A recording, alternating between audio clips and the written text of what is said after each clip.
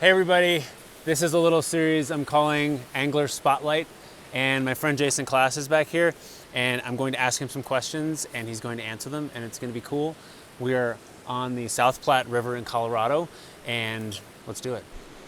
Well, my name's Jason, and I grew up in Western New York and originally started fishing about the age of 13, mostly bass fishing and a little bit of trout. Got into fly fishing when I was about 13 or 14.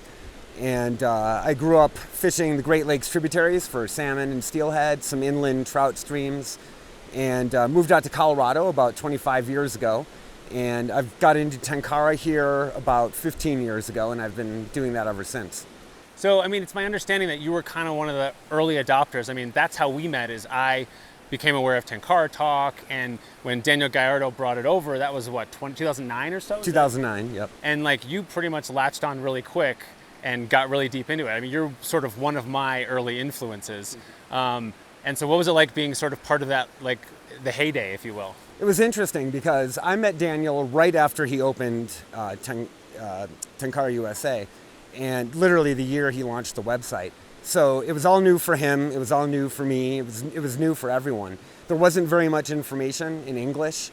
Basically, whatever we knew here in the States about Tenkara was as the result of Daniel bringing the information over. So he was really the one that championed Tenkara and pioneered it here in the US. I kind of got involved early, and I learned as much as I could from him.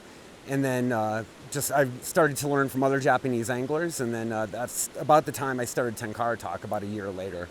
Yeah, that was about to be my next question, is what prompted you to start Tenkara Talk as a blog? And then also, I know you had a YouTube channel that you were doing backpacking gear reviews and stuff like that. So what made you think, oh, I want to share more about this, just because there wasn't a lot of information? That's right. Yeah, there were no blogs, there were no videos, there were no books, nothing was in English. And so I figured, well, I could take at least what I've learned and what I continue to learn and share that with other people who were interested, because there was nothing like there is today. Yeah, that's great. What I tell people about your blog is, like, any question you might have, Jason's probably already written an article about it. I don't know about that, but it's probably out there somewhere. Yeah, that's great. And who do you consider to be your Tenkara influences in the past and also now? Well, of course, Daniel. Daniel gave me the philosophical background about Tenkara and the what are the basic tenets of Tenkara and the simplicity of it. And so he kind of got me interested in it on a philosophical level. On a more technical level, probably Masami Sakakibara, Tenkara no Oni, just because I enjoy his presentation styles. He's probably the best caster in the world. I think many would agree with that. Even still today, at the age of almost, is he 80? Yes. I think he's in his 80s. Like, you would never know it, because when he gets out on the water, it's like he's 20. And he's jumping on rocks, and he's very agile, and he's just an amazing angler. So he's kind of my Tenkara hero, I suppose. This question is a little bit more about the philosophy. Why do you love fishing, and what is it about Tenkara style fishing that appeals to you? What I love about fishing is that it's always a constant challenge. You can fish for 30 years, like I have, 35 years actually now. And you'd think after you get to a certain level, you can pretty much figure it out. But even after 35 years, every time I go on the river, there's something happening that I just cannot figure out. There's always going to be a challenge, and you can fish your whole life and you'll never get it 100% figured out. So I love the infinite challenge that the river presents to me, and it's always different every time you go out there. In particular, what I enjoy about Tenkara is that it's a self-imposed challenge. So you've chosen to limit yourself to a fixed line, no reel, and very simple tackle. So you've got now, in addition to the challenge of the river and the trout and the conditions that day, you've also got the challenge of working with very limited gear. And it's kind of, I always make the analogy that for hunters, most people, they hunt their whole lives, and they're really into high-powered rifles and high-tech scopes and a lot of gear and equipment, and they get really complicated. And as they get older, they choose to switch to something like a bow, and maybe not even a compound bow, but maybe a long bow, just because they're looking for a new challenge at that phase in their life. And so I kind of see that as a natural progression of an angler, to kind of pare it down and see what can I do with less. and really rely on test my skills, right? Instead of letting my gear do more work for me. So that's what really draws me to Tenkara. Awesome. So the next couple questions are, what's your favorite water to fish? And what's your favorite method for fishing that favorite water? I don't think I have one particular type of favorite water. I like fishing all different types. Here in Colorado, we've got a great diversity of water. So we've got larger rivers like the South Platte here. We've got a lot of tiny streams and everything in between. We've got pocket water. We've got big, flat, open, wide rivers. We've got freestone, spring creeks, tailwaters. There's just a great diversity of water here, and I enjoy fishing them all. And again, they each present their own challenge. And one day I might be in a particular mood where I feel like, I just want to go and do a tight, brushy stream that day and catch small brook trout. And then the next day I may feel like going out to the South Platte and a bigger river and catching larger fish. So it kind of depends on my mood. And the same for my method of fly fishing. While I'm always using Tenkara for trout, I do vary it up. So sometimes I'll fish just more traditional Tenkara flies, Sakasa Kebari usually. But I go through phases, and right now I'm in a phase where I want to fish North Country spiders. So if you've followed me on Facebook or anything, you've probably seen me talk a lot about North Country spiders, which are basically just soft tackle flies. But they share a lot of similarities with Sakasa Kebari. They're basically the same as a Sakasa Kebari, only with the hackle facing forward. And instead of a Japanese root, it's a British. That's right. They're from Yorkshire, England. And I fish it in a little bit different way than they do, actually radically different. But I fish it with a Tenkara technique. But I enjoy tying the flies. And so as I'm a fly tyer at heart, I started tying the day I started fly fishing. So I enjoy that as much as I do the fishing. So for me, it matters what kind of fly I catch the fish on. So I could catch a fish on a nymph or a beadhead or something, but I don't enjoy tying those, and I don't enjoy fishing them. So to me, a big part of the overall experience is the type of fly I catch them on. And I really enjoy the history and tradition and the materials used to tie North Country spiders. And the fact that I can combine that with my love for Tenkara, it works perfectly with Tenkara. So. I'm sure the rush of catching a fish is great, but the rush of catching a fish on the fly that you want, that you tied, that has a historical lineage, That's right. is even more. Yeah, it's multi-layered, right? Multi-layered levels of satisfaction on there. So, so right now I'm in that North Country spider phase, and I've been doing that for about 2 years now, and I really enjoy that. And who knows, next year I may be on a totally different phase. So the next two are a little more meandering. So yeah, do you have a Tenkara destination that you've wanted to fish at, or you have a dream of going and trying to fish Tenkara in another place? It's probably cliche to say this, but of course, Japan. Only because I enjoy I want to see the birthplace of where this all started and see the types of rivers that this method was developed on. Here in Colorado, a lot of the rivers they look at least very similar to the ones in Japan, but I'd like to go there firsthand and just kind of see where it all started. And I think there's something quintessential about knowing the origins of something that you love, right? So if you're religious, you want to go to Mecca, right? Or you want to go to Jerusalem, or you want to see the birthplace of what you are passionate about. And for me, it's the same with Tenkara. So Japan would be there. And also, there's a lot of people there I'd love to meet in person.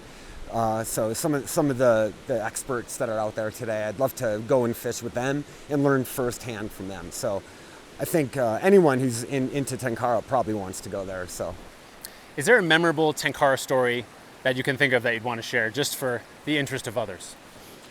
Yeah, so I think it was about in 2010, so it was the early days of Tenkara here. I was out in Rocky Mountain National Park on the Roaring River, and I was doing a photo shoot because I was selling Tenkara USA rods at that time on my website. And so I went out there just to catch some cutthroat, and then I was out there actually with a photographer, and we were taking shots of the rods and some of the accessories, and all of a sudden I see this guy kind of walking towards us, and he's got a Tenkara rod in his hand. And he comes over and introduces himself, and it was Karel. Some of you may know Karel Lansky. He was an OG Tenkara guy, and he was the first Tenkara angler I'd ever seen out in the wild. And at this time there weren't that many people. There were a handful of people doing it in Colorado, and so it was the first person I ever met that was doing Tenkara. And anyway, we started talking, and just by happenstance. And so we started talking, we became lifelong friends, and we're friends until this day. So that was pretty interesting. And since then, I can probably count on one hand the number of Tenkara anglers I see out there that are people I don't know. So it was pretty rare, especially way back then, you know. And what year would that have been? 2010 about. Oh man. Yeah. Yeah, because I have a similar story. I have a close Tenkara friend now that I was just hiking, you know, a trail along the Kern River in California just here, and I just come over and there's a person with Tenkara rods and like the full, you know, Japanese Montbell, like canyoneering gear. It just looked like it walked right out of the Japanese YouTube videos that I'd watched.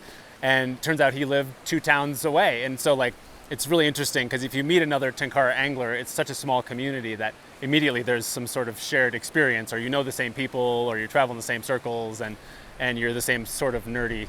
Yeah, there's an instant connection. Yeah. Okay, and then my last question is, do you have anything that you would recommend to newer Tenkara anglers as like one cool thing? Like, here's a cool thing that you may not know about. Could be a piece of gear, but it could also be like a book. I often recommend the book by the Discover Tenkara guys, how to fool fish with simple flies. This is a fantastic resource that not a lot of people know about. But can you think of a thing that you might recommend to other people that if you don't know about this, check it out? Even if that's like a burger joint at the corner of Main and 4th, you know what I mean? Well, speaking of Discover Tenkara, they have an online course that's excellent. It's very good. The videos are amazing, and they're by Japanese anglers. So the information in that course is just incredible. And you know, I think it's probably one of those things. I don't know how people feel about online courses, but it's the best out there, and I think people should check it out. And the price is really good too for the amount of information you get. Yeah, I would heartily agree. I've watched a lot of the videos that they have. I think there's some of their content is free on YouTube, and it's like stream side interviews. They have, I think Goishi's translating a lot of the time, and you're interviewing the original, you know, sort of people that Daniel met and brought the sport to the U.S., and that's who he learned from. So it's really good. Yeah, they do have a lot of free videos and a lot of free content, but it's definitely worth it to sign up for the course. There's tons of information, and you can't find that information anywhere else. You can't find it on YouTube or anything like that, so it's definitely worth it. And then lastly, just to wrap up, tell me where people can find you, and do you have tying videos of your spiders? Like tell people if they want to learn more about North Country spiders and the stuff that you offer, where can they go to find that? So I don't have any videos of spiders yet. I might in the future, but my blog is tenkaratalk.com. So that's where most of my articles and videos and podcasts and things are. There's a lot of information on Facebook about spiders. There's a group called the North Country Spider, which I'm an admin of.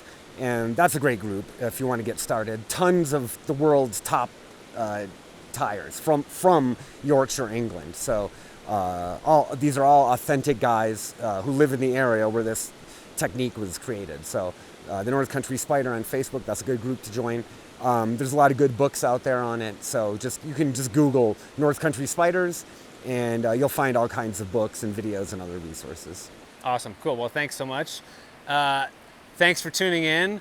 We're going to hopefully do more of these, but this is my friend Jason, and Jason and I met online because I think, I texted you asking, I texted him a Tenkara question, and then I have a leather goods business. I make wallets and stuff. So he texted me back and he's like, okay, I've got this idea for this holster. It can be made out of leather and da-da-da. And so I just like jumped on the phone and we immediately hit it off.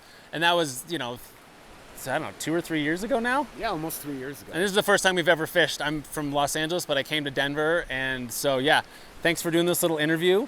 It was great, and we're going to go try to catch some more fish today. But appreciate your time, and just appreciate your blog and everything that you have done for, you know, the Tenkara knowledge out there. Because a lot of the stuff, as I was getting into it, I was just reading article after article on your blog. So really, thank you for putting all that out and spending the time. All right, well, let's go catch some fish. Seriously. Cut. The key with these flies is that the hackle is typically very sparse because you want the body to be to show through. So I tie them in a range of sizes and colors. Some match the local insects, some don't. They're more of attractor patterns, but they all work with the technique that I'm about to show you. Really cool. Okay, so we're gonna try to cross here and fish this run right down there.